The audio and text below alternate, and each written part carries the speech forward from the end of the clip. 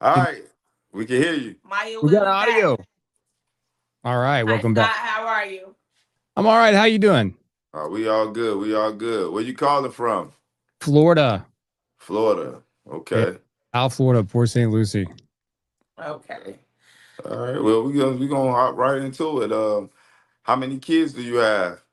Well, I have three kids. Two with the most recent one, the most recent ex. So that's my thorn in the side. So that's the one. So you have one that's being alienated. None of they're both being alienated. My oldest is 29. She's got that's from Okay. a different relationship early on in life. So she's got three. I have three grandkids with her, but my second, uh, Okay. Gotcha. the most recent, I have a 10 and a 9 year old. So I had a big gap in between the first two. And that's the one where I'm having a lot of issues. So, were you guys married, or was it like a situationship, or like what was the No, we status? we were married together 12 years, married for 10 Okay. So years. now you're divorced. Yep. Who As of ended last. it? Well, it was kind of there was a lot of I got into a situation early to where I met somebody at my age at 37, the same age as I was, and my first marriage didn't. I didn't have a marriage, but it was a situationship relationship. We Hmm. had a kid. I was 20 years old. What it didn't go the way that I wanted to go. Later in life, when I met somebody else, I wanted to make sure that I found someone to have kids with. I could have a family with. Well, I met somebody who was about my same age, didn't have kids at all, no kids from a previous marriage or anything. Never married one time early in life, but 6 months after that, they got divorced.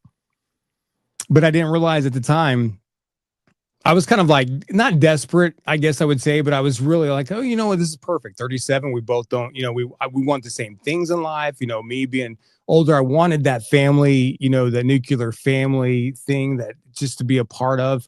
I didn't have that growing up. Grew up from a broken family, and I didn't want that for my kids.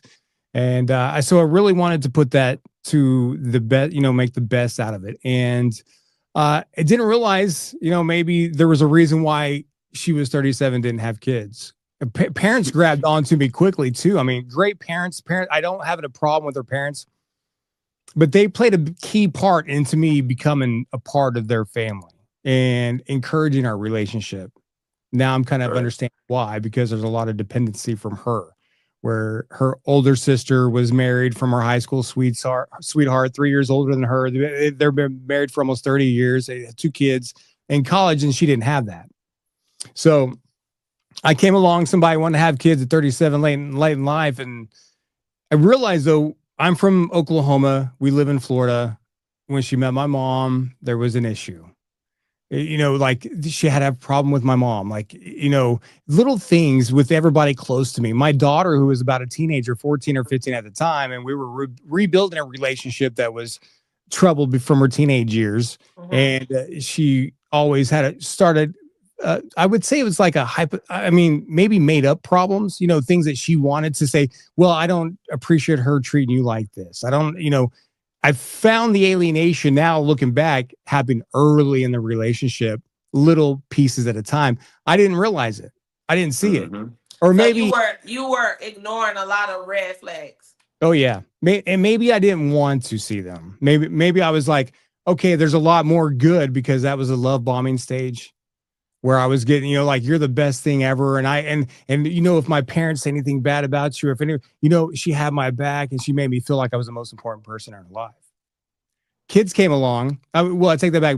Our wedding, my best man and his wife, well, she had a problem with his wife. They liked, first they met, but it was that when we went to go hang out, there was always a superficial issue that she had a problem with them. Like I don't, and just I couldn't be with anybody with outside of her family.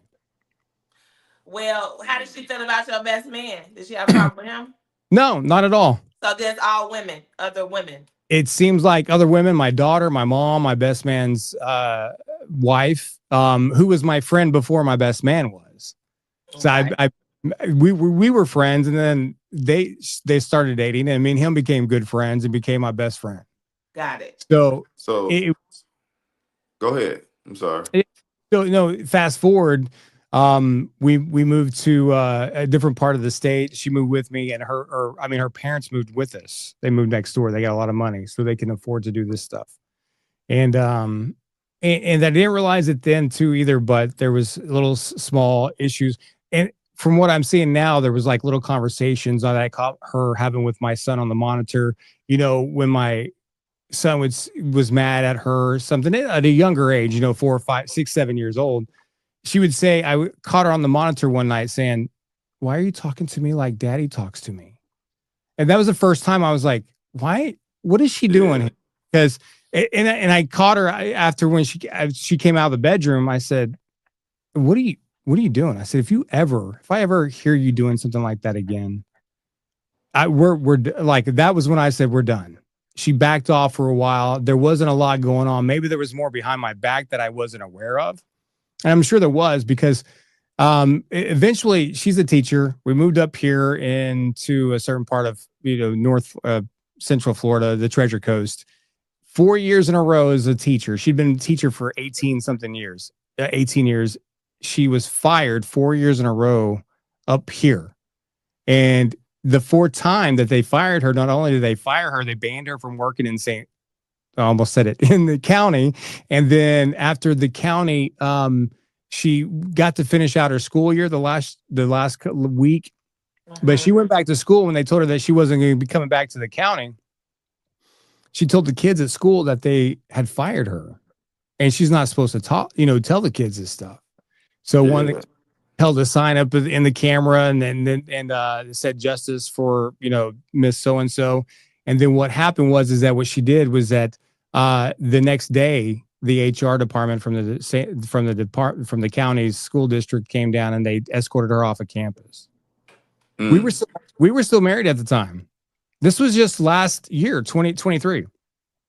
So you're newly divorced. So yeah. Recent. Yeah. So how long have you been alienated from your kids? Well, here's the tricky thing about this. The alienation process is still happening.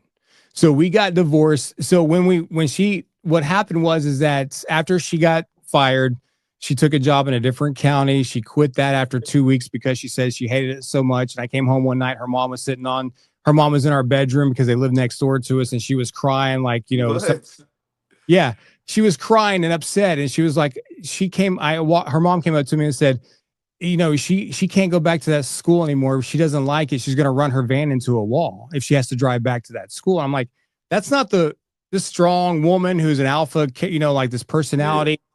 All of a sudden is going to be, she's fired 4 years in a row and everything, she's trying to feel pity for herself. Her parents told her, look, if you quit, we'll help you pay the bills until you find a new job. She asked me and I told her, find a new job and then you can quit. But she didn't like that answer. So she went to her parents and they told her what she wanted to do. And so she quit. And they sound like enablers of her behavior. Yeah, absolutely. 150. And they're keeping her within close proximity. If you're married, your parents do not need to live next door to you. That's weird. Or with you and your spouse, unless, that's the type of situation that requires it. But it's already giving that they were keeping a close watch on her for whatever reason, probably about something that you don't know about. Well, yeah, there's a long story to this. I'm telling you, it gets deeper and deeper as we get into it. So what happened is that her parents, I love her parents were great to me. I never had a problem with them. They were very supportive of our relationship and they did a lot to help us in our relationship too when we needed it. Never tried to say anything bad about our relationship. They were very into it until she came along and started saying, oh, well, Scott did this, Scott. And then she was breaking the bond between me and her parents. She already severed it between, trying to break it with everybody else close to me. Then it became with her parents. So of course they're going to take her side. But after she quit, the real alienation started where my youngest son, he was an instigator. He maybe not so much now, but he was then, where he would go and he would mess with his older brother. And then his older brother would chase him into the other room to where mom was. And he'd be screaming and crying. And she would be yelling at the older brother saying, hey, why are you chasing him? And then the older brother would get in trouble for chasing his brother, who started something when I saw it happen. And this is one night that happened where literally I watched him do something, and then he took off chasing him to the room, and then he came back in there. Jake, why are you chasing your brother? Why are you chasing your brother? I said, well, Brady started it. And then Brady goes, no, I didn't. Why do you always say I started it? And then she said, yeah, you always say he starts it. Well, I was like, I was in here. I watched him start it. You should be on my side. So then this whole started happening to where she started to letting him believe whether he wanted, she didn't have to say it. He just started to believe it because she started backing him up on what he was feeling, that I loved his older brother more because he looked like me. And this is, and I mean, and that this night, that's a red flag that a lot of people don't even pay close attention to. That's definitely a trait of someone that would alienate their kids to separate them. There's a lot of it actually always almost starts in the home, right before the separation. It's already there. It's just you have to be educated enough to recognize it, and so that's I didn't. I saw the little red flags like you said earlier, but I did not see exact. I thought it was just little stuff. Yeah. I didn't realize. So let me ask you this: did you even know what parental alienation was at the time? No. Yeah. So that's how could you know? You just know something is weird about it. It's just seeming like, a spit spat between you and your spouse about the kids, like parenting, differences, like, because we know that happens. But when it's to divide and conquer and turn one kid against the other parent, that's not a typical co-parenting. Especially when you put the kids in the middle of it. And it got really bad that night to where I mean, at this point, I was like, I started recording because it got so bad to where she was, I was still arguing with my son about, you think I love him more? Like when I see him do something wrong, I get on to him. And she would laugh in the background, like, yeah, right. And I'm like, what are you doing? I'm talking to my son. It was just, I was so blown. It was like I was in a movie. I was like, I can't believe, I was like, am I really seeing this? Is this really happening right now? Like, you're really just going to sit there and just take up my son's side and let him believe that I love the other one more after 10 years of marriage. I mean, this got to the point to where after she was fired 4 years and lost her job. And keep in mind, when she got fired, I called the school board. I called the superintendent or emailed them and like, what? I need to know answers. I need to know what happened.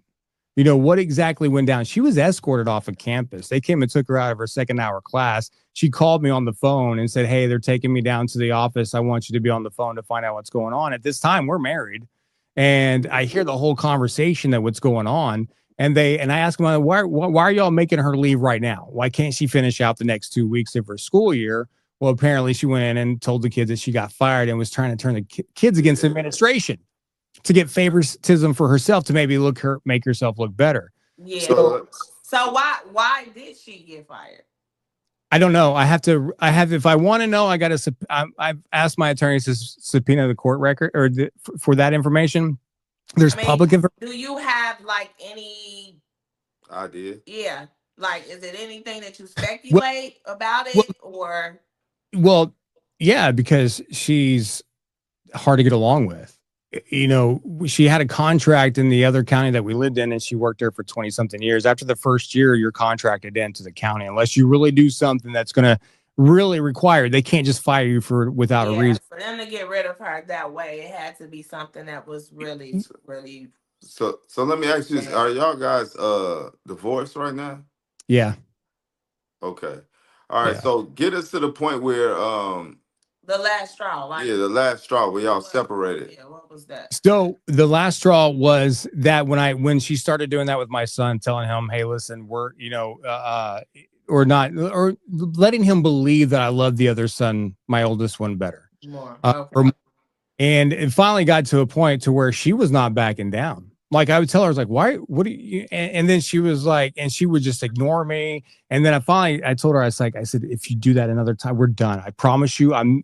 And we were not having, we had our issues, but at this point we wasn't like this. And it's been years, but it finally got to a point to where I said, if you can turn my son against me like that, you don't love me and I cannot stay with you. I can't respect myself if I can stay with someone that's going to turn my kids against me. I So don't want so you in at my at that moment when you said that, did you ever think that it could get worse? no by any means. I had no that it could get worse. Here's what happened is it was in November of 23 and I was already planning like, look, after the Christmas and holidays, of course, what's that everyone does when they're going through this stuff, they wait till after the holidays for the kids. I was going to file for divorce. It happened probably a couple of weeks later that I got served at work. And I was like, Also, she beat you to the punch. yeah, well, because I already told her, I was like, if you keep doing this, I'm like, we're done. And I was serious to, she knew how I was serious, but here's what she wanted to do. At that point, when I told her, if you keep doing this to my kids, she lost control of me. She wanted to bring me back in because I told her, I said, if you keep doing this, I'm not going to allow you to do it. We're done. You don't, like I was serious with her and she took me serious. So she wanted to make sure that I was in control, that she was still in control. So here's what happened. This is what's really going to blow your mind. So she filed for divorce. I got served at work. I get off at like 2 o'clock. I didn't come home until about 8 o'clock that night. I came home. I gave her a smile. She was in the kitchen. I went in and played with my kids. I completely ignored the fact and I just let it go. Went to work the next day, came home. She was in the kitchen and she was crying. She was saying, I think I made a big mistake. I think I did a mistake. And I was like, I, I had no feelings at that point. Like there was, her emotions were up and down. She could be mad and then crying and all over the place.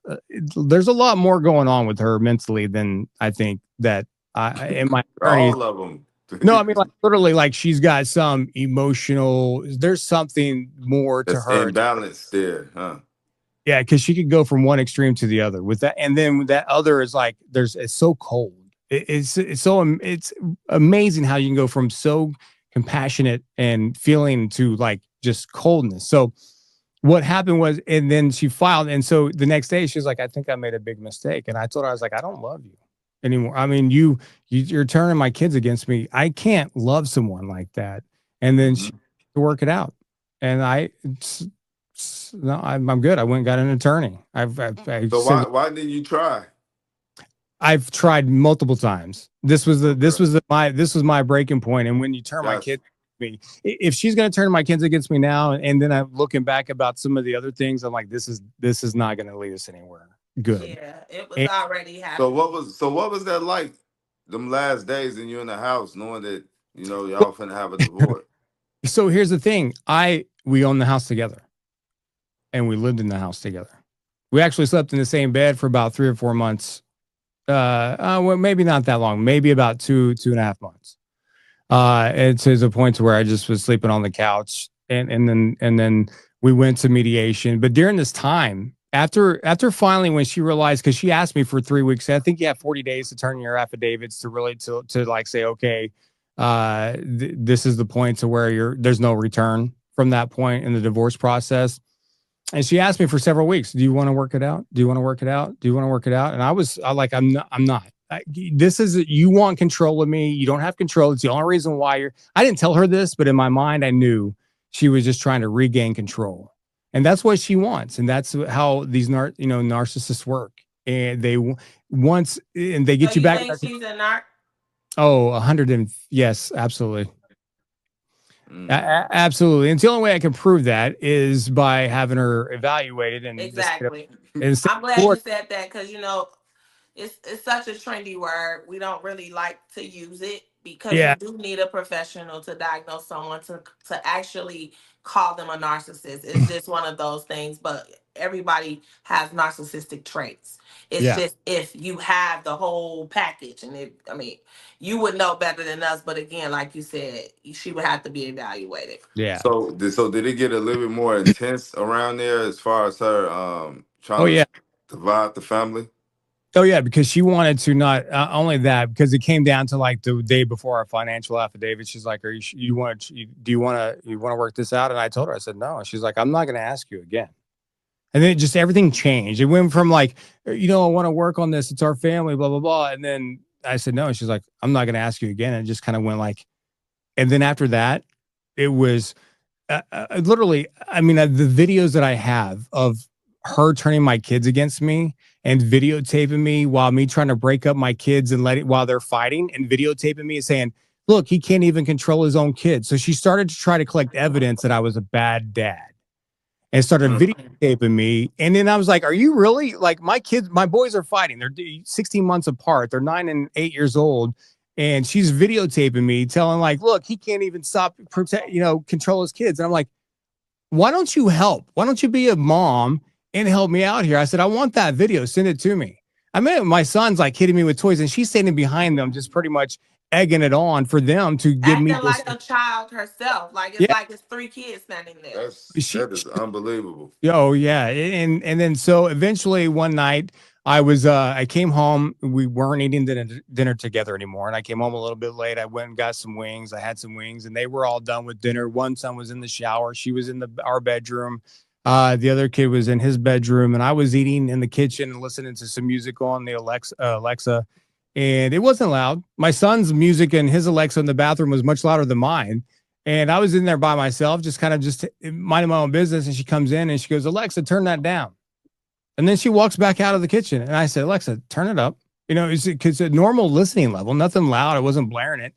And then she comes in and takes the Alexa out of the kitchen and it runs into my son's bedroom. And then I'm like, what are you doing? And so I start recording because it was just weird behavior. And then I fall in there and in my son's room with the Alexa, and my son is in there too. And she's acting like it's a big fight or something. Yeah, that's petty. And I'm like, what's going on? And then finally I have my foot in the door because she's trying to like close the door on me. I was like, what is happening right now? And I said, you know what? I moved my foot. I went and got in the shower. I said, I'm leaving for tonight. And we went and got in the shower. I came out of the shower. The cops were outside. She called the cops on me, trying to have me arrested, saying when she was shutting the door that I did something to her and she got a scratch. But I had video. She had. The cops said, you know what? There's nothing here, so we're gonna go. And you're gonna leave tonight. I said, yeah, I'm leaving. So I left and I came back, and I went the next day, and then nothing happened for a while. And then we went to mediation. But all this started happening with my kids, the alienation, trying to make it look like my kids don't respect me. Yeah. She really started to turn them against me, saying bad things. And so now your older son is on board now too, huh? Well, one of the first things was that my son had been acting up the first of this school year, and he wasn't. He's gifted. He's passed the gifted test. He's smart, so his attention is a little. He doesn't. If he knows something, he doesn't need to sit there and learn it. He'll ace the test by just reading. He's one of those kids that can absorbs everything, and he regurgitates it like it's just coming off. Is he on the spectrum? No, he's just a very smart kid. He's very smart. He reads a lot. He's very intelligent. But I had learned some things about some of these vitamins that we may be taking that we can't methylate properly, and about some gene mutations that I started reading and learning about. So I told her, I was like, let's try and put him on some methylated vitamins to make sure that if he's not getting the vitamins he needs, the methylated vitamins offer him, they're absorbable for everybody. So some people can't absorb certain vitamins, and then that's causes them some behavioral issues. And one of the things is the folic acid that in the bread that he may not be able to methylate very well, which folic acid is a synthetic form. I'm not sure if you know what it is, but it's folic. Definitely do. It's in prenatal vitamins. Right. I'm very familiar with it. Which is got me. Of course. Just now that you mentioned that, which has been linked to postpartum depression. Exactly. So this was, and I was telling her about it, and she's like, well, I don't care because you saw it on the internet. I don't believe you. I'm like, it's our son. And so she said I couldn't give him those vitamins. And they were just regular, like folic acid, B12, methylated, and D3, I think it was. And so then you felt that he had some type of deficiencies. Well, that was causing him to be hyper. Causing him to behave. That's cool. Yeah. Smart kid. On top of his parents having a divorce, right? Well, on top of him being exposed to parental alienation, all of this stuff causes psychological damage. Right, but that divorce wasn't happening yet. So what happened? One of the issues why she decided to file for divorce is that I was also giving him these little when I went to the GNC, they said that these little mushroom capsules were great for to help them focus. So I bought them for him and I gave them to him, but they look like regular capsules that you would, like you could see through, like with an herb in it or something. And so I had magnesium in my cabinet. And after she told me I couldn't give them to him, I was putting them in his drawer in his nightstand so he would take them in the morning without her knowing. And whether that was right or wrong, we could debate that or not. But I was trying to do what's best for him. It's vitamins, which nothing was going to hurt him. I Well, mean, you can't really tell someone how to parent their child. I mean, right. so you're saying right or wrong in terms of sharing it with your spouse. You guys already disagreed on it.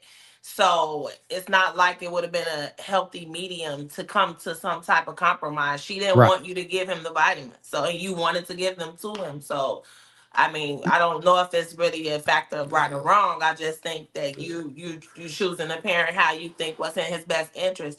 But did you guys ever take him to like a pediatrician to kind Well, of? what she did is that she found out and then she called the pediatrician, showed him the vitamins I was giving him besides the mushroom one, and showed him my magnesium and asked the pediatrician, are these good for my son? I was giving my son 3 of those mushroom capsules. And so she told him I was giving him 3 magnesium adult doses, which is Yeah. one a day. And the doctor told her that I could cause him long-term brain damage by giving him 3 times the amount of adult dosage of magnesium. And when that was I think part of the thing that really pushed her over the edge to file for divorce. And when I told her and I explained to her when she brought it to my attention that I wasn't giving him magnesium, it all of a sudden went away. And that's when I think she started feeling like she made a mistake. But she told my son and let him believe that that what I was giving him was going to cause him long-term brain damage. And not to this day, Wow. told me that she's corrected him, but she has not, because I've asked my son and he says no. And then another time, so post divorce, we Wait, after before you get there, I was gonna ask, did any of this medical history come up in the divorce in the court proceedings? no, Was it talked nothing at about? all. She dropped it. She didn't bring it back Okay. up one time because she realized that she was wrong in what she did. So she didn't want to use that because I already dispelled it for her. Already. Well, from a morality standpoint, that's surprising.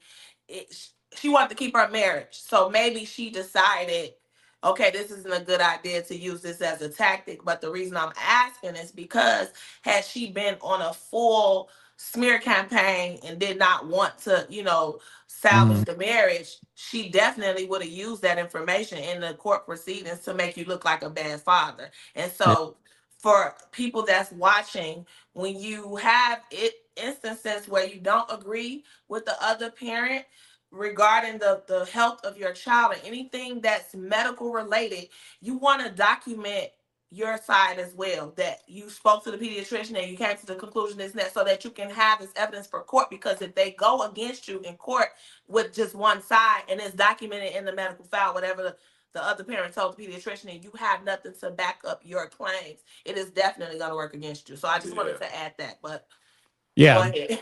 But I had it. I had everything. I had all my everything ready to go. So fast forward after mediation, I got Post 50. divorce. So 50 after our mediation, Florida statute is 50-50. It changed the July The before. law, yeah. Yeah. You So got lucky. Right. We yeah. were going to say 50-50 state when you said Florida, because I don't think we've interviewed anyone that's from Florida just yet on the platform. But We have a buddy that's there, and right, he real up on the laws there. Yeah. yeah, and 50-50, a lot of states haven't reached that point. So that was a good thing for Florida to get that for dads, because it gives you guys that equal, Yeah. custody. But you probably would have got that anyway because you guys was married, so that automatically give you your rights, Right. right? Yeah, well, I mean, it would be a little tougher because they were still trying to true, like bombs rights or whatever. But it's right Yeah. now. My attorney said you have to shock the courts to not get 50-50. There has to be something really. They're tired of hearing the fights. They're tired of hearing the same thing over and over again from couple after couple. Where Florida said, finally, you know what? It's presumed 50-50, and that's how it should be for the kids' best interest. Yeah. I got 50-50. I mean, she was trying everything during mediation to just to paint me as a bad dad and trying to everything that she could to do that. And there was no evidence behind it beside the fact that she was just trying to show him those videos. So after we So got, what you think her motive was behind that? Like what's that? to not let you see the kid, like, and she Well, know this. because she didn't want to give up 50-50. Those kids are her source of happiness. She doesn't have friends outside. She didn't get along with people at work. Her family lives right next door. Her mom and her dad. She's so close to them. Does everything with them on the weekends. It goes to lunch. They pay for everything. They do a lot of things, and that's great for them. I'm not knocking them for that, but she used that. She just that's her source of supply for money and finances when she needs it because they have it, and her kids are her source of happiness because she can control them. And she didn't want to share that with you. So since you guys weren't going to be together, she feels that she should have them more, or the vast Y'all majority not is not together, as equal as you. then you can't. You She You don't have the input, right? exactly. she didn't want me to have anything. We have a house together that after I got the 50-50, she two other times, another time she called the cops on me, it didn't work. A third time, I had already moved out and I still own the house. The house was on the market at this time. But my friend said, listen, this is the second time she's tried to have you arrested. If you need a place to stay, I got a room.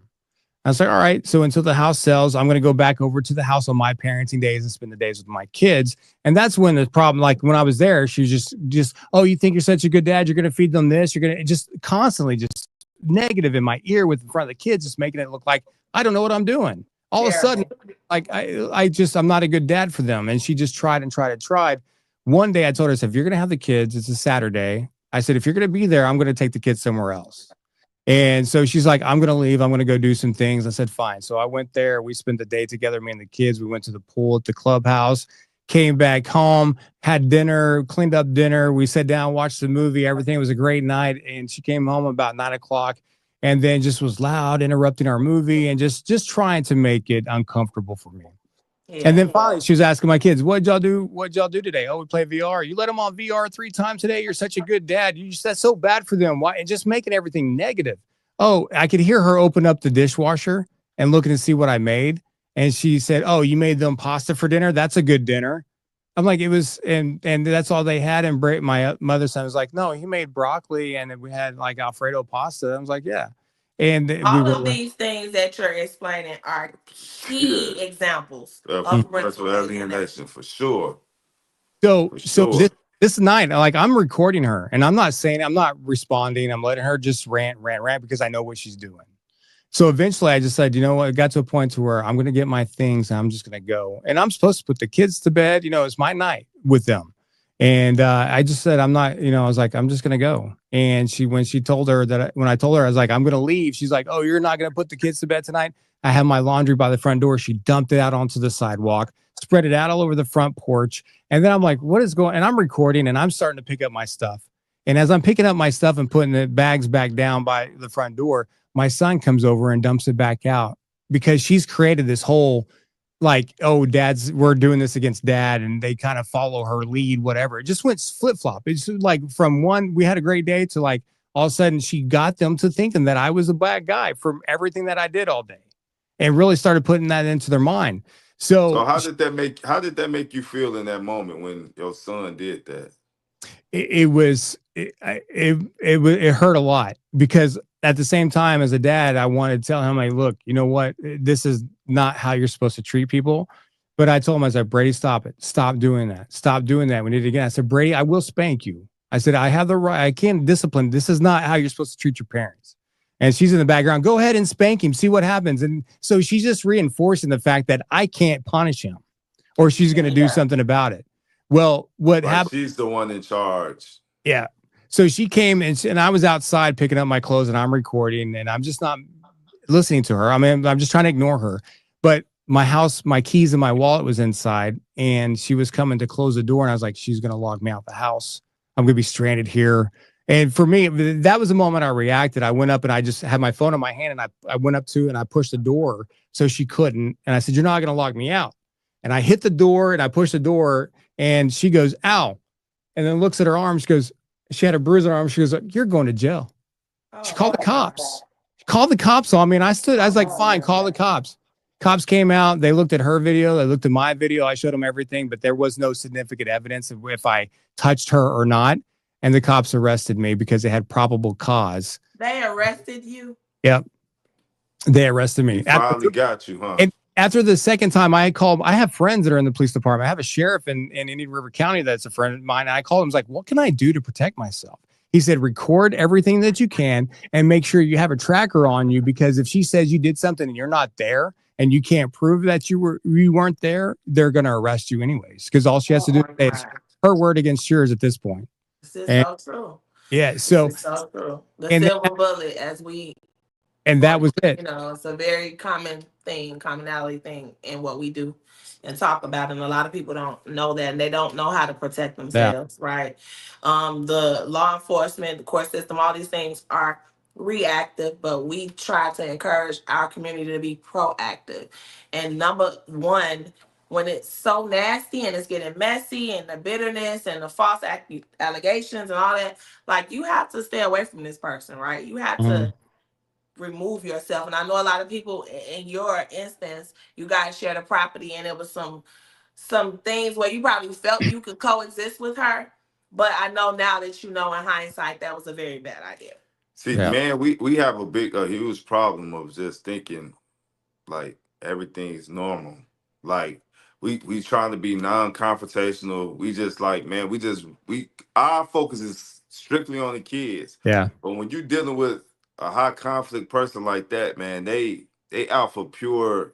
It's like a evil. ticking time on. So it's like a boiling pot. You trying to be nice, but this person is trying to end you. Yeah. So after that, just real quick, I don't have a lot of time left, but after that, my attorney gave me some bad advice, said to plead no contest because she got an injunction, like immediate injunction. Then I had the criminal case, and he scared me into taking a no contest plea with that because because of the judge. Why would your lawyer tell you that? Well, for this judge that was on the case, he was concerned that if I lost, the judge would give me the maximum sentence, which was a year in jail for something I didn't do. And I could have proved it. I told him, I was like, I can prove this. I can prove this because in the injunction, in the police report, she said I grabbed her arm. And then in the injunction, she realized that in the video that I had my phone in my hand, that I could not have grabbed her arm. So in the injunction, when she had it in family court to get to keep a protection order from me, she said that I punched or touched her arm. And I'm like, there's no, and I could prove it with the video. There was, how my arm was and where her hand was. There was just so much in her story that I could have beat it. But he scared me to the fact, he said, they're offering a plea deal, 6 months, charges are dropped, and you just take some classes and pay some fines. I was like, you know what? I want to focus on the family case. At this point, I had contempt charges because not only after I finally had my first weekend with my full weekend outside of the house with the kids, she tracked me down on a Live 360 app where I was because she was demanding where I tell her where I was with the kids on my parenting weekend. I have 50-50. And it was my nothing. And she was like, you need to tell me. How was you having contempt for that? What did you do? Take them out of... No. I filed contempt against her because what she did is eventually she came to that property where I was and took the kids from me on my parenting weekend because I didn't know where I was. And then she told my son that the clean water lake that my friends have, it has a pump and a drain in it. And it's a fresh water in Florida. And they have like fish. You can see they have a beach and you can swim in it. I let the kids swim in it. She told my son, Jake, who's smart, by the way, knows about parasites, and said that I told him that he was going to get a brain-eating amoeba and could kill him, and I was putting his life in danger. God. Yeah, and then they said you don't have that much time. We need to know, where are you today? Like, did she get order of protection on you that stopped you from seeing? No, he got you just settled for the 6 months. I still have 50-50. Paid the fine. So. At the time, I was staying with some friends, and I finally stayed in an Airbnb for a little bit because I can't get my property. I have one of my kids' furniture. I have 50-50 of just about everything. And at this time, I'm bouncing around from Airbnbs into a friend's house for a while. I finally found a house for a 4-bedroom, not far from the school. It's a little higher than the rent that I wanted to pay, but I found it was a good deal to get in with like a slow deposit. The first weekend, and I told her, I was like, she didn't want me to have my own place and have a place for my kids. And I was going to have my furniture. So the first weekend I had my kids here, she called the cops on me and she manipulated the messages that I had on the parenting app between her and I, and said that I was my conversation, because I had a no contact order except for written communication on the parenting app, but only about child purposes only. Right. Well, she'd asked me when I got this place, when are you going to come get the rest of your stuff? And I ignored her a few times. And then she finally said to me, she goes, well, and so I said, well, I'll come get them when the courts allow me to. And I don't want the kids to be there. I was keeping it about the kids. So this is a long conversation that she drug out for a while. And in some of those conversations, I said, when can I come get my things? Because when I finally, the first time she agreed, she didn't let me come get them. And it was one of my son's furniture. I bought the other kids, my other son's bed, and I got the other one. I still need his bed for the other room so they could have a place to sleep. Well, the first night I had them here at my house, she manipulated the messages, showed them 25 screenshots that said, just asking, when can I come get my stuff? Which has nothing to do with the kids. So the cop looked at that and came to the house with my kids the first night that I had them here with me on my weekend, when she could have done this any other time and had me arrested in front of my kids. And I went to jail that night. What was? Wow. How were you arrested? Like, what was the? Because I broke the violation by a no contact order for parenting. Oh my God. So they made it look like that I was just asking. Yeah, she didn't show. She didn't. I get it. She didn't show the rest of the message. She only showed the part when you said something. Yep. This is a lot, and I know people are gonna watch, think we're not paying attention, but it's just so much to take in that I'm following you, but this is the first. Like, we haven't had anyone on the platform tell a story quite like yours. Yeah. Where this is crazy. Like, yeah. she's steady trying to get you on that end so you can potentially end up in prison. That's unbelievable. So then after that, when I got out that day from the next day from jail, I had a order that said it could have written contact only on parenting app. And the paper that I got was right out of the jailhouse. And that was, okay, the judge, I saw him that morning. He told me the same thing. We see the confusion in the orders or whatever. When she got the orders, it was scribbled out. Parenting contact was scribbled out on her orders. So when she got my son's birthday was 2 days later on my parenting day, and she took him out of school and kept him from me all day. And I kept trying to make plans to see him on my parenting time. So she called the cops and said on hers that I wasn't supposed to contact her at all. And then they sent a warrant out for my arrest. I went and paid the warrant because I found out. And then the next day they arrested me anyway. And I went to, I paid the warrant, $500, got out. And the next day they come and arrested me again. And then the next time I spent 18 days in jail because I violated the no contact order for asking about when can I see my kids, because apparently it wasn't supposed to at that time. And the first time I wasn't supposed to say it, when can I come get my things? But in the context of the conversation, it was my things was also my kids' furniture too. But just after days and weeks of talking about it, the conversations kind of concluded to where she just screenshotted things to show the cops. Now I have contempt charges filed since July 3rd, and I still don't have a court date. Wow. And I don't know what my attorney's doing. I'm trying to get him to, he says that he's been asking for a court date, but they're still pushing it back. And in the meantime, every week that goes by, it's another contempt, no more contempt. And I'm emailing my attorney, and the fees are racking up and getting higher and higher. So now, when's the last time that you've seen your boys?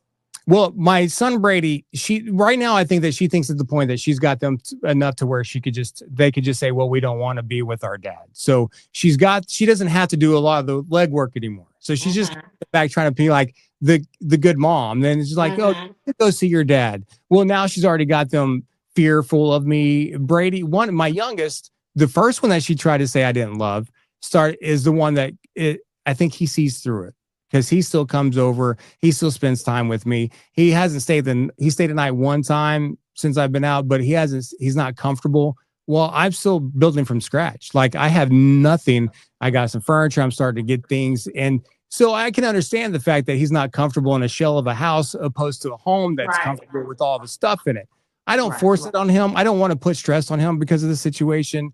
I'm going to get my things eventually, and then I will have my full time with them once I get my court date.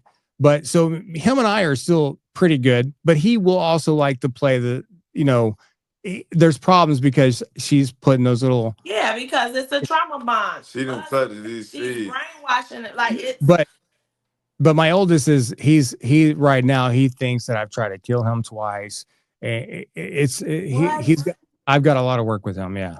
But you know why it's like that? Because think about it. If it was, if she was making differences in the home, but you was in there, That's imagine what his day-to-day life is like when you're Yeah. not there. So it's not the fact that he's not wanting to be with you. He's surviving right now Yeah. because if he showed his love for you, just imagine what life would be like for him in the home.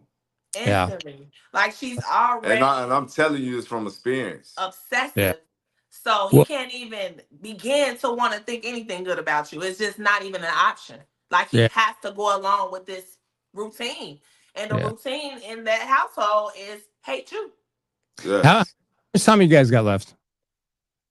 man. How much time you got left? This is Well, what we do. I This is what we was built for, Check man. this. Cause do you we have anybody to put on for a minute because my battery is about to die and I need to switch a source so I can plug it in and go ahead. We'll let you land your plane. You come on.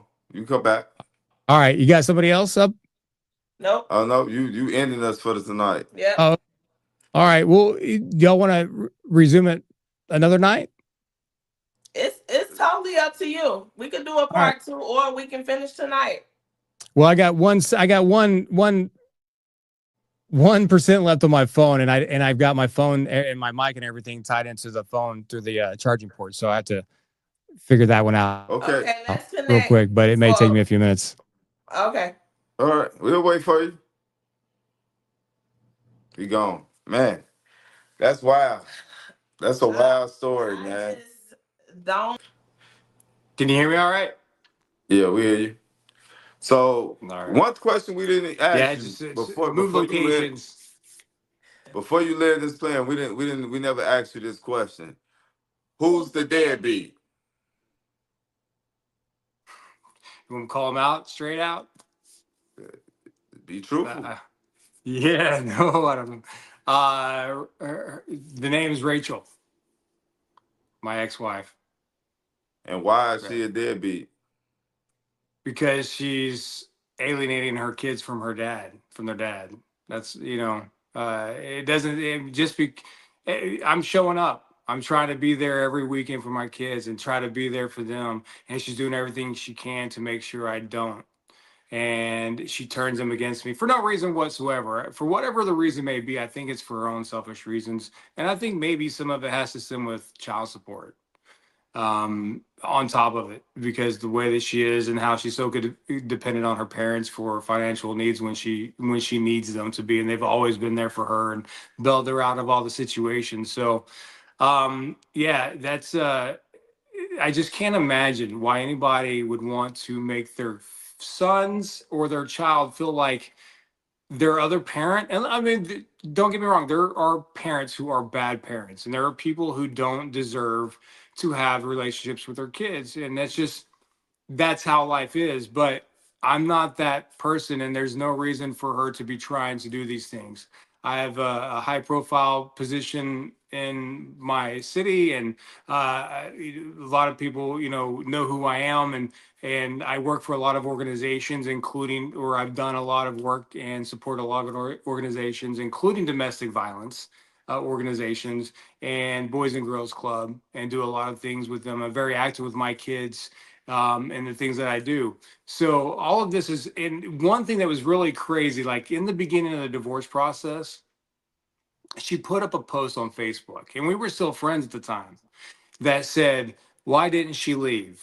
And you may even be able to go see it right now. I think it's a public post because Mm. my attorney got to go see. I can't see anything else, but he saw it when he went to go look at her page. But um, it said, "Why didn't she leave?" And it was just a meme that said things like, "Because he threatened that he would hurt her family if she left him," and like really dramatic things. And I was like flabbergasted that these she was putting it up there. And then I sent it to her mom, which her mom and her dad never had a problem with me. They know who the person I am. And I said, "Do you believe any of this?" And they said, her mom says, "Why do you assume it's about you? She just posted something back on her Facebook page." And at that point, I'm like, this is gonna Wow. maybe this is a generational thing, I guess, because the Mhm. gaslighting. You think that I was Yeah, really gonna hurt you? Her mom had no fear of me. like They I had mean, no y'all fear was of me. just married for 12 And years. I nothing mean, happened. being together for 12 years, married 10. Like, I mean, was who there else was she ever talking about? any domestic Yeah. violence, Who else is she documented leaving? I don't between you know. guys before that? What's that? Was there ever any domestic violence documented between you guys before the divorce? Um, there was not documented domestic violence. There was some instances where she had one night. Um, her family's Jewish, and I'm sorry, her dad's Christian, her mom's Jewish, so they always celebrated both holidays. She's Jewish, I'm Christian, so I took on the relationship too. We celebrate both holidays. Well, there was a Jewish holiday next door to her parents' house, and my son Jake, who was a little younger at the time, a very picky eater, has always been a picky eater, didn't want to eat. And her sister and brother-in-law, or my brother-in-law and her sister were there for the dinner. Nice little, I think it was Rosh Hashanah or something. And he didn't want to eat. And she kept telling Jake, "You need to eat. You need to eat." And she was yelling at him in front of everybody. And I told him, I was like, just come. She's like, "No, Bubby made all this food tonight, and he needs to eat it." And I said, "Well, just not in front of the family. Don't yell at him. Like he doesn't see his aunt and his uncle very often." I was Mm-hmm. just trying to not embarrass my son in front of everybody because he wouldn't eat. And she was really making a scene about it. And he just didn't like the food. Not that he didn't like the food. He was just he's always been a picky eater since he was born. He didn't want to take a bottle. Like he was Right. always been tough to feed. So finally, when I said something, she goes like, "You stay out of it," and just jumped on me too. And I said, "Jake, you want to go next door?" Because they live next door. I said, "Well, I'll make you a protein shake or something." He's like, "Yeah." So we went next door. I was making the protein shake. She comes back over there and she's all yelling, "You're not gonna make him a protein shake for dinner tonight," and just screaming at me. And then her mom comes in. And then she takes the protein shake that I had and threw it down into the sink, splatters all up over the ceiling. And I said, "Come on, Jake, we're gonna go." And so me and him started to go. I was gonna take him somewhere else to get something to eat. And then she jumped in between us, pushed him out of the way, and started hitting me 2 or 3 times. And I just kind of leaned back and I was like, "What is wrong with you?" And then I went out to my car. Her mom and I told her, I was like, "You're going to jail." And I should have called the cops that night because I probably wouldn't be in this situation. But for me as a man, we don't want that. I'm more like, you Yeah. know Yeah. what? Let's get past this. It's not better for everybody to do this. She had a Mm-hmm. moment, but now I'm thinking maybe I should have done that. So, but yeah, she hit me 3 or 4 times, and I just I kind was of I actually shielded talking it. And her, about you doing something to her. I was actually no, saying, I've was there never, anything documented where you were the offender and it was a domestic violence situation no, in your 10 year of your marriage, right? Nothing, nope, right? So nope, why now all of a nothing. sudden? Yeah, that's the point that I'm And making. She you want, have no record of anything, and y'all was together all this time. So let me ask you this: if it could be a perfect world, what would that be? if it could be a perfect world, Yeah, well, outside for of this marriage or situation. For this situation, yeah. for this, that we could co-parent, that she could, that my kids deserve 50-50. They deserve to have both their mom and their dad in their life. And my feeling is that they need that. They need to have a well balanced upbringing and love in their lives, not two parents fighting all the time, because it's just going to make them better humans as they grow up. So in a perfect world, her and I could communicate effectively. We could talk about things and say, "You know what, maybe I don't see at maybe your side, I understand what your point." We do what's best for the kids. That's a perfect world for me. Unfortunately, she doesn't see it that way. Sorry to hear that, man. Yeah. That's tough, Hey, you know man. what? I mean, You it went is through a tough, lot, and man. yeah, When it's the not. last I'm time you not said you like. seen your kids? Well, I saw my son Brady Tuesday night. And then the He other still one. comes over. He hasn't stayed the night yet. What about I'm the trying to older get one? him. I saw he came over. Here's the thing.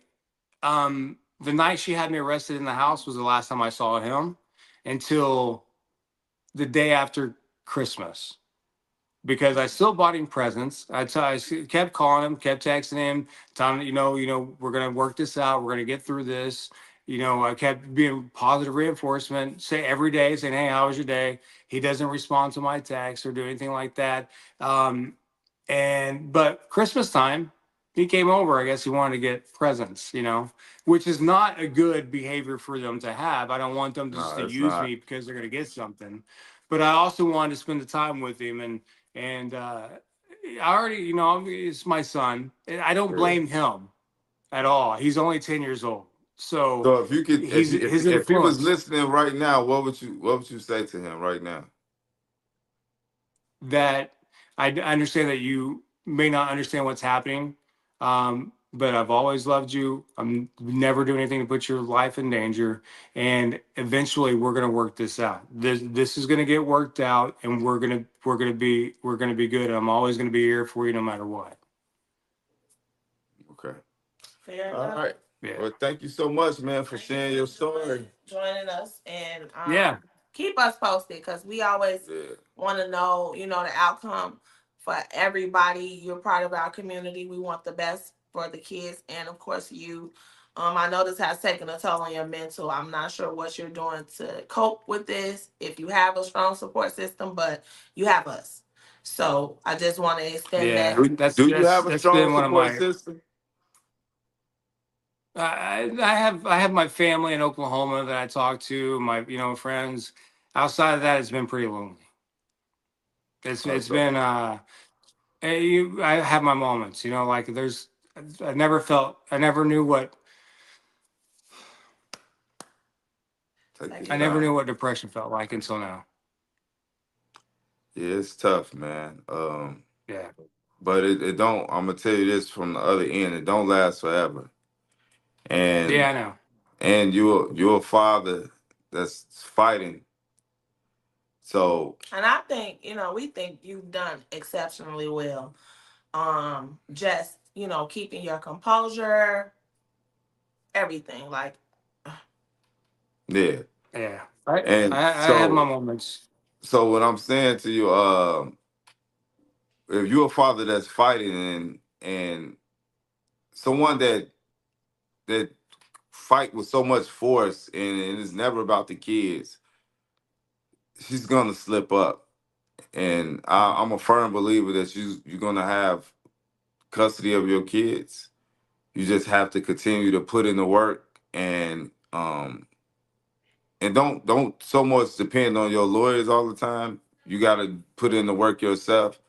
And I believe you're gonna get custody of them if she's keep behaving this way because she's Yeah. making a major mistakes right now.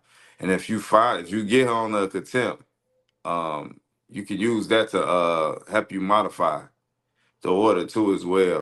And I'm just speaking from personal experience. I'm not a lawyer, but Yeah. um, what are some of the things you doing to deal with your mental?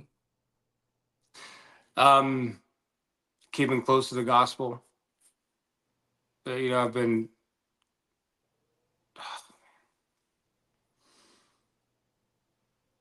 just Mm.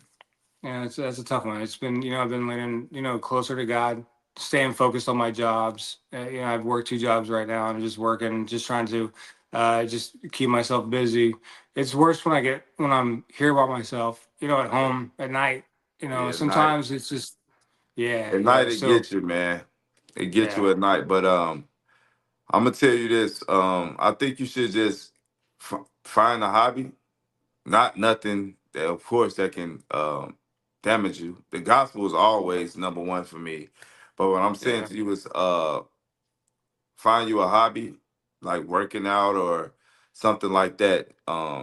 It works. It helps. yeah, You can't never keep your kids off of your mind. It just comes and goes. And like you said, especially at nights, that's when it gets sleepless. You get a lot of sleepless nights. But we're here for you, man. Just you feel free to hit me, hit us in the DM, man, and I'll talk with you, man. I'll do whatever I can to help you I, through it. I appreciate that. To be honest, I found your page like a while ago when a lot of this started happening. I was going through, and I was looking for like just because there's issues that happened long before this, but it just really got ramped up into where I thought I was in like a psychological thriller movie. When the divorce started, there was things that were happening where I was like, "Is this real life?" Like, I mean, this is something that you would watch a movie in and be like, that's something you were living through in a movie. Like you're mentally being messed up. Like someone's telling you this is what you're seeing, but then on the other hand, you're living with someone who's trying to turn your kids against you, and it's like it's a weird thriller, like a psychological thriller Hmm. episode that I went through. So there's been a long time. I mean, let's go back a little bit, because another thing that kind of got me on this is that there was a moment when our kids were a little bit younger, and her older sister, they didn't want to watch our dog when we went to Disney with our parents. So we were going to take the kids to Disney with their parents, and her sister would always watch the dog. We had a dog that was really rambunctious, and they were at a restaurant one night talking about the dog sitting situations if they would watch our dog. And her 14-year-old niece, I think at the time, was like, "Oh, we don't want to watch Ginger. She's so And our dog was like one of these dogs, just rough all the time. Mhm. And then she yelled at her 13-year-old niece in the middle of the restaurant and said, "Shut up. No one's talking to you. No one's asking you what you know." And her parents got on, like, you had no right to talk to your niece like that. Well, her sister and her niece got up and left the restaurant. They didn't stay. And so from that, because they didn't take her side in this argument, she kept our kids from her parents for almost 3 months. Oh So Wow. this wow. is the type. That's how she manipulates and hurts people, is by taking things, trying to hurt And them. that's So so. for With her that own being parents, who's done said, I don't everything for understand. her. With that being said, I don't understand why would they be On not her side. on her side or not understanding where you coming from. Because they know that they Because they're helped trauma create bond the too. monster. It's probably guilt. They don't want to lose the love of their daughter. They want to do everything they can. They got money to pay for her Mhm. to bring her back. And you know what? What A happened guilt was like trip. Christmas Eve. Even though that her mom's Jewish, Christmas Eve is a bigger celebration. They have all the family there. They spend lots of money. You write out your Christmas list, and they just get you whatever you want on the Christmas list. So literally, her dad kept saying, "Y'all need to make up because we're not going to have Christmas if y'all don't make up." And eventually, she made up with her family. And then, like a week before Christmas, and so she got all the gifts that she wanted. And Not to it was just mention, very. not to At that mention time, I the was like, this grandparents. is so something's wrong here They mentally. don't There's want to be away something's from not the right. If you can keep kids. your parents away from your own kids because it didn't take your side when you're Yeah. completely wrong. I told her Like parents, my and I like told her, I my was like, "You're wrong. You don't yell at a 13-year-old in a restaurant." like my wife just said. That They go don't ahead. want to be away from the kids. So that's why they're dancing to Yeah, her tune. yeah, That's the really She used them. yeah. Like most fathers, they dance to the yeah, tune. it's the kids are her pawns. Yes, for sure. And not just with I think you. we're breaking up You've a little. seen it firsthand. What's that? The kids are her pawns and not just with you, with them too. And you've seen it Oh firsthand. yeah, yeah, yeah. Watched her use them to manipulate people and hurt them and, punish them. So that's why her Oh, parents are, really on board as well because they want their way. They want their way. Yeah, they don't want to turn against her because they know what she will do. yeah, And during exactly. that time, I would talk to her mom. Mm. Yeah, I mean, her mom would tell me that she needs to be Baker acted because she was keeping the kids from her parents, and like we had conversations about a lot of these things. Another thing I didn't realize too is when she took this job in a different county, and then she quit it after 2 weeks because she couldn't work in the county that she was banned from. She told you she was crying to her mom. Her mom said she was going to run her van into a wall because she had to go back to that job. Well, that was a manipulation tactic to get her parents to say, "You know what, we don't go back to that work. We'll help you pay the bills." And so for almost a year during our divorce process, they paid her $1,000 a week. What? Like in her, She's just put she's such the yeah. victim. These people And are they paid her mass manipulators. So yeah, I'm quite and sure they they paid have to for pay her for the attorney. lawyer too. Yeah, They I was go just yeah, they saying paid that. for it all. Wow. Because she went to her parents and told them that she thought she made a mistake, and she even told me, "She's like, my dad said, don't worry about the money. If you want to save your family, go save your family." But at that point, I was like, I'm done. So I Yeah. mean, it's so bizarre. I mean, I never seen anything like this. I didn't ever see it coming either. So after that, when she lost her job the last time, and she was coming home depressed. She's like, "Y'all don't need me. I can't keep a job after 4 years in a row being fired. Y'all be better off with me." I was like, "No, the kids would be lost without you," because she was acting like she was going to do something. her mom had told me that at that time when she was in college, her first week in college was at FSU. And she hated it so bad, she told me that she cried to her parents, and her parents came and moved her to UCF the next week because she hated that campus and hated the school. And that's what she told me. Fast forward to 10 years later when she got fired for the last time and she was acting all depressed that she couldn't keep a job. And her mom was like, starting to run her van into a wall or whatever. Her mom told me, she's like, she tried to commit suicide before. I was like, no. She's like, when she was at FSU. And now it made sense. The first time she told me that she hated this campus so bad, she cried to her parents and they moved her to UCF. What her mom told me is that she took her first week at UCF.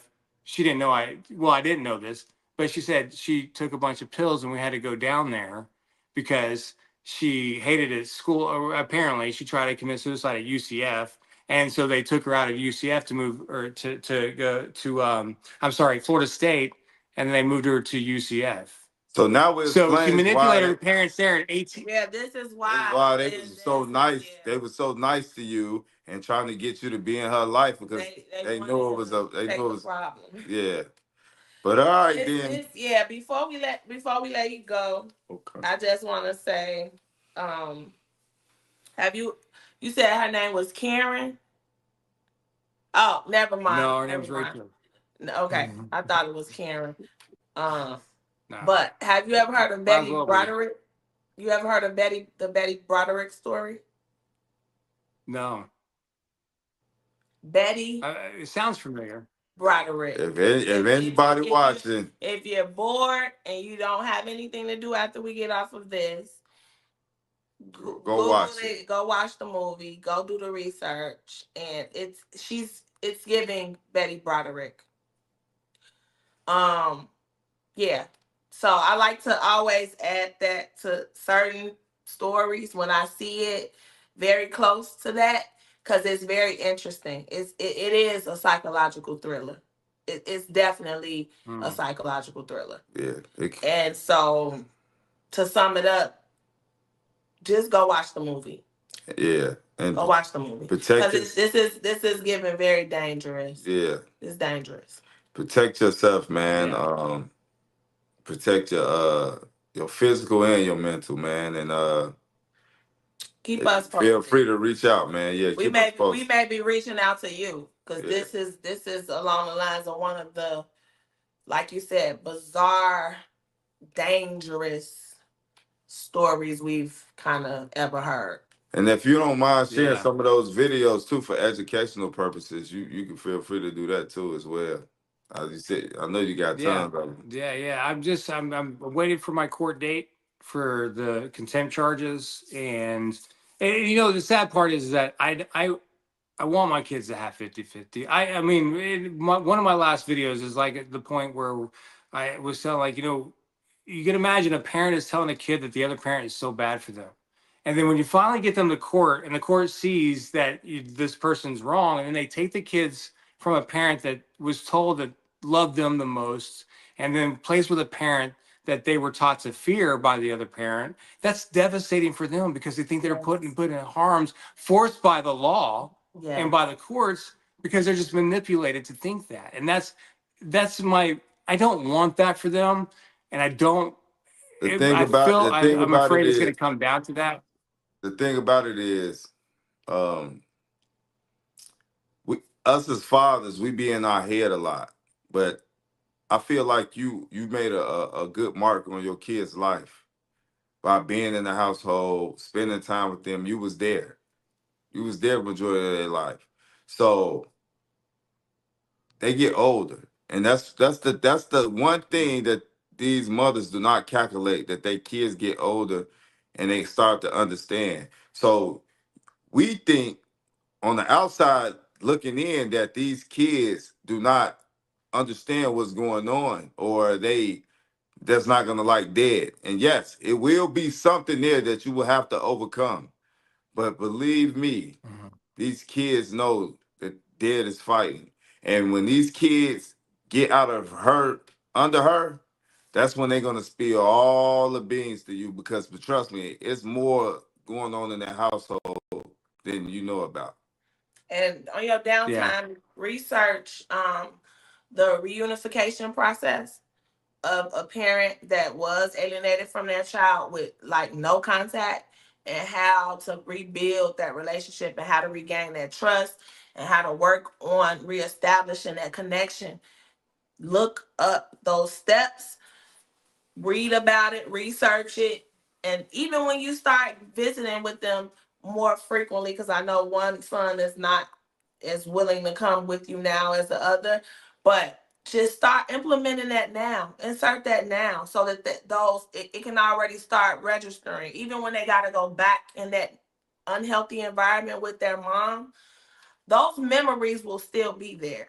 So you just have to keep doing what you're doing. You're already doing, like I said, an amazing job, Yeah. even just Well, faced and dealing with everything. So we know that you're thinking of the kids. Like, I don't want to re-traumatize them, and I don't want to do this, and I don't want to do that. But you still have to do what's in their best interest long term. This is just temporary, if And that makes sense. and mhm. another thing, I'll just I always tell parents that you only can control what you can control. Unfortunately, Yeah.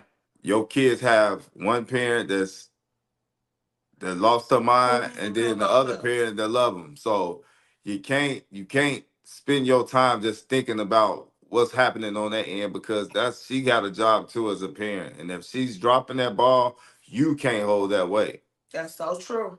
You can't. That's so true. Yeah. Literally, like, I know. I do my best to keep her name out of my mouth when they're with me and make sure that it's just Yeah, between me and them and yeah. Don't never speak talk. on it. Even when they text, even when there's a text on their phone from, I said, "Hey, your mom's," I tell them like, "Your mom's texting you." I say in con, I don't want, I, I'm just a different person than she is. She wants to completely rid me of their lives. I want them to have a healthy relationship with both of us, and it's going to be a long long battle journey. with one of them. Yes. Yeah, so and then just that's my biggest fear is them regretting, having years of regret, for me against me, thinking that I took them away from their mom, because their mom is. Look, if it wasn't for the narcissism and the alienation, should be an ideal mom. I mean, she does everything that the crap, like, takes them to. She well, maybe it's too much, because up until still to this day, from what my son tells me, she still sits outside their doors in their bedrooms at night. Which she's done that since little. Like, That's not still that's sits not outside of That's their good. not bedroom. good parenting. That's not good It, Mm-mm. it parenting. it's No, it's I good know. in on the surface of a Yes. kid being happy because they can go and have fun and blow bubbles and play games and all of that. But what is the mindset? What is the real, Motive. deep, true soul? That's who she is. Yeah. Dependency. And She she's wants them to not depend just on her. showing them the good. So that's where you have to Mm-mm. divide that and draw that line, because she's not just showing them that ideal mother that she could be. She's showing them the monster as well. So Yeah, you can't say I'm a good Yeah. parent if just because I'm doing all these nice things, but then I turn around and have my kid throwing their dead stuff out in the middle of the yard. no. It's all the same. But all right, then, Thank man, you so much, you have Scott, a for good night. joining us, and just keep us posted. Yeah, We'll you, reach you out to guys too. you. Thank you for the talk, and we'll be in touch. All right, Thank you. thank you. Have a good I'll night. keep you updated. All right. Thank All you. right. Bye bye. Well, all right, y'all. That's it. Happy Friday. Hey, it's my birthday tomorrow, man. So we got to get up out of here. We about to turn up. My turn up. He letting y'all know how old Oh, we is so what for what I real. supposed to say? I don't know. We're about to have a good time. Talking about a good time. Bye. Finna do something. All right, y'all have a good one. Well, what else?